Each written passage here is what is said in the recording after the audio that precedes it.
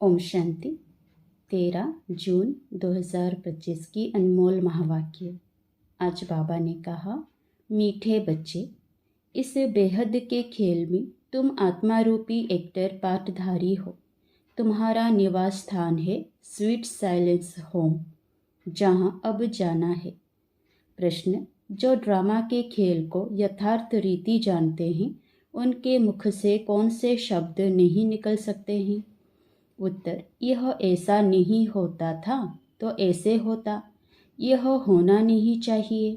ऐसे शब्द ड्रामा के खेल को जानने वाले नहीं कहेंगे। तुम बच्चे जानते हो, यह ड्रामा का खेल जो मिसल फिरता रहता है। जो कुछ होता है सब ड्रामा में नूंद है, कोई फिक्र की बात नहीं है। ओम शांति। बाप जब अपना परिचय बच्चों को देते हैं तो बच्चों को अपना परिचय भी मिल जाता है। सब बच्चे बहुत समय देह अभिमानी होकर रहते हैं। देही अभिमानी हो तो बाप का यथार्थ परिचय हो, परंतु ड्रामा में ऐसे है नहीं। भल कहते भी हैं भगवान गॉडफादर है, रचता है, परंतु जानते नहीं है। शिवलिंग का चित्र भी है, परंतु इतना बड़ा तो वह है नहीं। यथार्थ रीति ना जानने के कारण बाप को भूल जाते हैं। बाप है भी रचता, जरूर रचेंगे भी नई दुनिया। तो ज़रूर हम बच्चों को नई दुनिया की राजधानी का वर्षा होना चाहिए। स्वर्ग का नाम भी भारत में मशहूर है, परंतु समझते कुछ भी नहीं।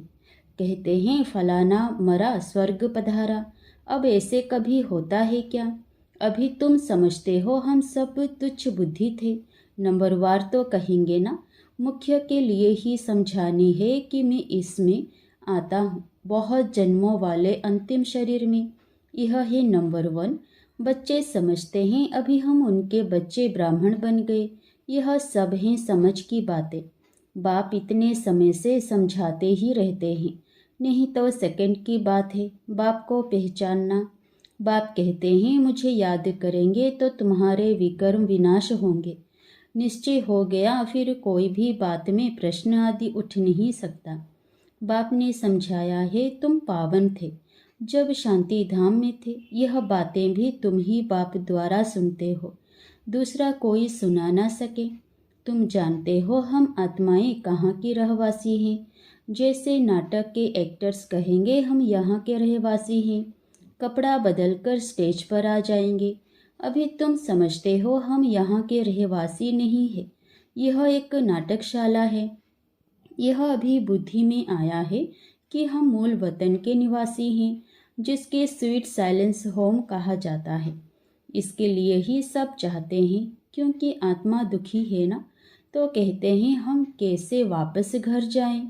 घर का पता ना होने कारण भटकते हैं।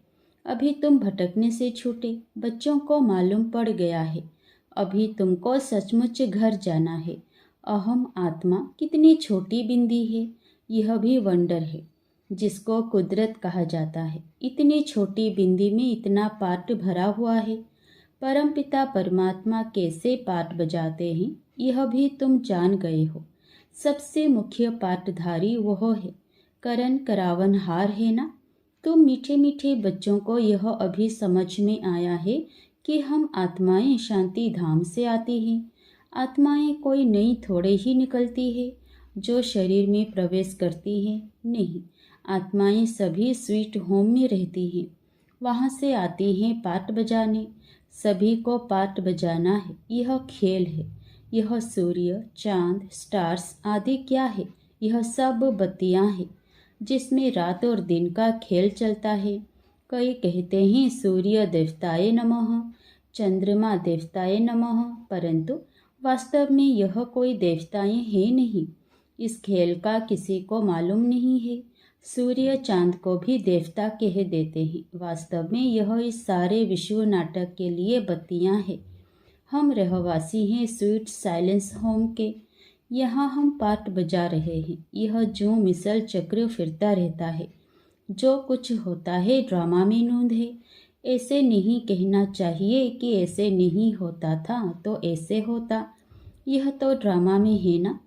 मिसला जैसे तुम्हारी माँ थी, ख्याल में तो नहीं था ना कि चली जाएगी। अच्छा, शरीर छोड़ दिया, ड्रामा। अब अपना नया पार्ट बजा रही है। फिक्र की कोई बात नहीं। यहाँ तुम सब बच्चों की बुद्धि में है। हम एक्टर्स हैं। यह हार और जीत का खेल है। यह हार जीत का खेल माया पर आधारित है। माया से हारे हार हैं और माया से जीते जीत। यह गाते तो सब हैं, परंतु बुद्धि में ज्ञान जरा भी नहीं है। तुम जानते हो माया क्या चीज़ है? यह तो रावण है, जिसको ही माया कहा जाता है। धन को संपत्ति कहा जाता है। धन को माया नहीं कहेंगे। मनुष्य समझते हैं इनके पास बहुत धन है, तो कह देते माया का नशा है। लेकिन माया का नशा होता है क्या? माया को तो हम जीतने की कोशिश करते हैं, तो इसमें कोई भी बात में संशय नहीं उठाना चाहिए। कच्ची अवस्था होने के कारण ही संशय उठता है। अभी भगवान उवाच है, किसके प्रति? आत्माओं के प्रति। भगवान तो जरूर शिव ही चाहिए जो आत्माओं प्रति कहे। श्री कृष्ण तो देहधारी है, वो आत्माओं प्रति कैसे कहेंगे?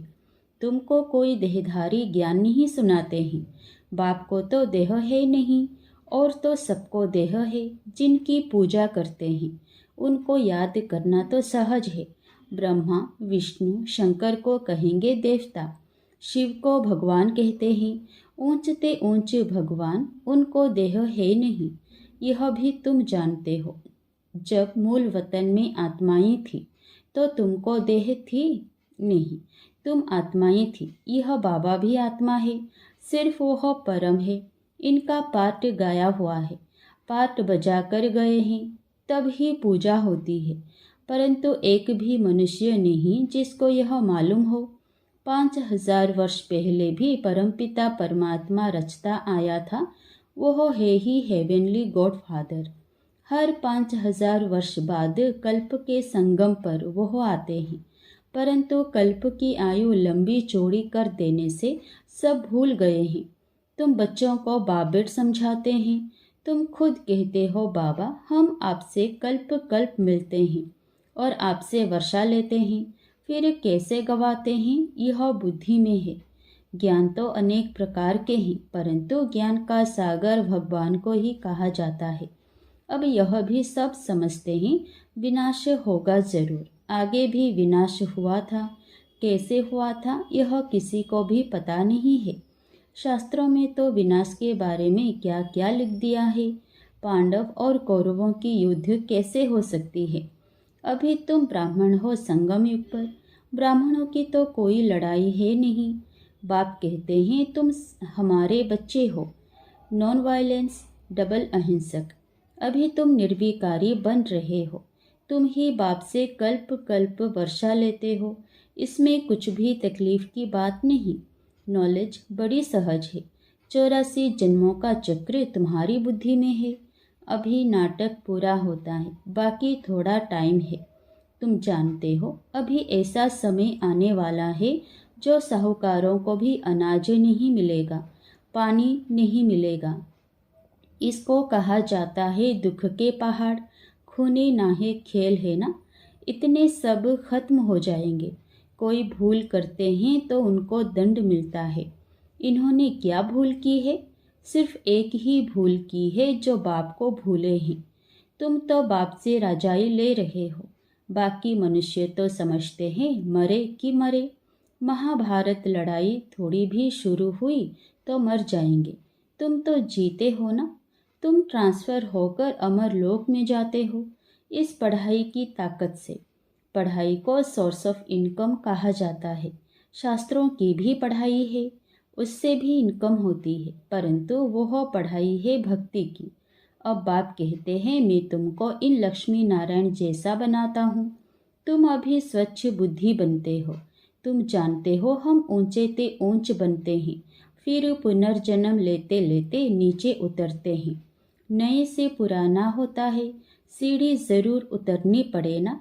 अभी सृष्टि की भी उतरती कला है। चढ़ती कला थी तो इन देवताओं का राज्य था, स्वर्ग था। अभी नर्क है। अभी तुम फिर से पुरुषार्थ कर रहे हो स्वर्गवासी बनने के लिए। बाबा बाबा करते रहते हो ओ गॉडफादर कह पुकारते हैं, परंतु यह थोड़े ही समझते कि वह आत्माओं का बाप ऊंचते ऊंच है। हम उनके बच्चे, फिर दुखी क्यों? अभी तुम समझते हो दुखी भी होना ही है। यह सुख और दुख का खेल है ना। जीत में सुख है, हार में दुख है। बाप ने राज्य दिया, रावण ने छीन लिया। अभी तुम बच्चों की बुद्धि में है, बाप से हमको स्वर्ग का वर्षा मिलता रहता है। बाप आया हुआ है, अभी सिर्फ बाप को याद करना है तो पाप कट जाएं। जन्म जन्मांतर का सिर पर बोझा है ना, यह भी तुम जानते हो। तुम कोई बहुत दुखी नहीं होते हो, कुछ सुख भी है, आटे में नमक, जिसको काकविष्टा समान सुख कहा जाता है। तुम जानते हो सर्व का सद्गति दाता एक ही बाप है। जगत का गुरु भी एक ठहरा, वानप्रस्थ में गुरु किया जाता है। अभी तो छोटे को भी गुरु करा देते कि अगर मर जाए तो सद्गति को पाएंगे। बाप कहते हैं वास्तव में किसी को भी गुरु नहीं कह सकते। गुरु वो हो जो सद्गति दे। सद्गति दाता तो एक ही है, बाकी क्राइस्ट, बुद्ध आदि कोई भी गुरु नहीं। वे आते हैं तो सबको सद्गति मिलती है क्या? क्राइस्ट आया, उनके पीछे सब आने लगे जो भी उस धर्म के थे। फिर उनको गुरु कैसे कहेंगे जबकि ले आने लिए निमित्त बने हैं। पतित पावन एक ही बाप को कहते हैं, वह सबको वापस ले जाने वाला है। स्थापना भी करते हैं, सिर्फ सबको ले जाएं तो प्रलय हो जाए। प्रलय तो होती नहीं। सर्व शास्त्र में शिरोमणि श्रीमद् भगवत गीता गाई हुई है। गायन है यदा यदा ही। भारत में ही बाप आते हैं, स्वर्ग की बादशाही देने वाला बाप है। उनको भी सर्वव्यापी कह देते हैं। अभी तुम बच्चों को खुशी है कि नई दुनिया में सारे विश्व पर एक हमारा ही राज्य होगा। उस राज्य को कोई छीन नहीं सकता। यहाँ तो टुकड़े टुकड़े पर आपस में कितना लड़ते रहते हैं। तुमको तो मज़ा है, खगियाँ मारनी है। कल्प कल्प बाबा से हम वर्षा लेते हैं तो कितनी खुशी होनी चाहिए। बाप कहते हैं मुझे याद करो, फिर भी भूल जाते हैं। कहते हैं बाबा योग टूट जाता है। बाबा ने कहा है योग अक्षर निकाल दो, वह तो शास्त्रों का अक्षर है। बाप कहते हैं मुझे याद करो, योग भक्ति मार्ग का अक्षर है। बाप से बादशाही मिलती है स्वर्ग की। उनको तुम याद नहीं करेंगे तो विक्रम विनाश कैसे होंगे, राजाई कैसे मिलेगी। याद नहीं करेंगे तो पद भी कम हो पड़ेगा, सजा भी खाएंगे। यह भी अक्ल नहीं है, इतने बेसमझ बन पड़े हैं। मैं कल्प कल्प तुमको कहता हूँ मामे कम याद करो, जीते जी इस दुनिया से मर जाओ। बाप की याद से तुम्हारे विक्रम विनाश होंगे और तुम विजय माला का दाना बन जाएंगे। कितना सहज है। ऊंचे ते ऊंचे शिव बाबा और ब्रह्मा दोनों हाईएस्ट हैं। वो पारलौकिक और यह अलौकिक। बिल्कुल साधारण टीचर है। वह टीचर्स फिर भी सजा देते हैं, यह तो पुचकार देते रहते हैं। कहते हैं मीठे बच्चे बाप को याद करो। सतो प्रधान बनना है। पतित पावन एक ही बाप है, गुरु भी वही ठहरा और कोई गुरु हो ना सके। कहते हैं बुद्ध पार निर्वाण गया, यह सब गपोड़ा है। एक भी वापस जा ना सके, सबका ड्रामा में पार्ट है। कितनी विशाल बुद्धि और खुशी रहनी चाहिए। ऊपर से लेकर सारा ज्ञान बुद्धि में है। ब्राह्मण ही ज्ञान उठाते हैं, ना शूद्रों में ना देवताओं में यह ज्ञान है। अब समझने वाला समझे, जो ना समझे उनका मौत है। पद भी कम हो जाएगा। स्कूल में भी नहीं पढ़ते हैं तो पद कम हो जाता है। अल्फ बाबा बे बादशाही। हम फिर से अपनी राजधानी में जा रहे हैं। यह पुरानी दुनिया खत्म हो जाएगी। अच्छा, मीठे मीठे सिकिलधे बच्चों प्रति माता पिता बाप दादा का याद प्यार और गुड मॉर्निंग। रूहानी बाप की रूहानी बच्चों को नमस्ते। धारणा के लिए मुख्य सार। पहला, बाप हमें ऐसे नए विश्व की राजाई देते हैं जिसे कोई भी छीन नहीं सकता। इस खुशी में खगियाँ मारनी है। दूसरा, विजय माला का दाना बनने के लिए जीते जी इस पुरानी दुनिया से मरना है। बाप की याद से विकर्म विनाश करने हैं। वरदान, अपनी पावरफुल स्टेज द्वारा सर्व की शुभ कामनाओं को पूर्ण करने वाले महादानी भव। पीछे आने वाली आत्माएं थोड़े में ही राजी होंगी, क्योंकि उनका पाठ ही कना दाना लेने का है। तो ऐसी आत्माओं को उनकी भावना का फल प्राप्त हो, कोई भी वंचित ना रहे। इसके लिए अभी से अपने में सर्व शक्तियाँ जमा करो। जब आप अपनी संपूर्ण पावरफुल महादानी स्टेज पर स्थित होंगे तो किसी भी आत्मा को अपने सहयोग से महादान देने के कर्तव्य के आधार से शुभ भावना का स्विच ऑन करते ही नज़र से निहाल कर देंगे। स्लोगन, सदा ईश्वरीय मर्यादाओं पर चलते रहो तो मर्यादा पुरुषोत्तम बन जाएंगे। अव्यक्त इशारे, आत्मिक स्थिति में रहने का अभ्यास करो, अंतर्मुखी बनो। जब सेवा की स्टेज पर जाते हो तो यह अनुभव होना चाहिए कि यह आत्माएं बहुत समय के अंतर्मुखता की, रूहानियत की गुफा से निकलकर सेवा के लिए आए हैं। तपस्वी रूप दिखाई दे, बेहद के वैराग्य की रेखाएं सूरत से दिखाई दे। जितना ही अति रुहाब उतना ही अति रहम। ऐसी सर्विस का अभी समय है। अच्छा, ओम शांति।